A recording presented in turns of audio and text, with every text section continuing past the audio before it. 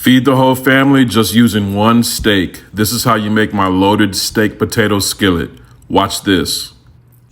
First, parboil your potatoes for 8 minutes. While those potatoes are boiling, heat a cast iron skillet over medium heat and cook your bacon.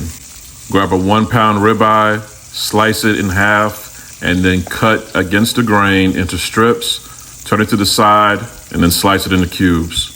In a large bowl, add olive oil to your steak, and then for flavor, we're coming with that Texas steak rub. Made right here in the heart of Texas. Give it all that flavor that you need, mix it on up, set it to the side. Now your bacon should be done cooking, set it to the side, and also remove your potatoes from the boiling water. Next, add your steak to that skillet.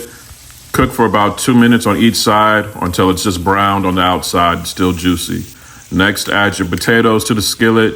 Add some butter and some minced garlic, and then for flavor for those potatoes, we're using that Uncle Dibbz straight drop rub.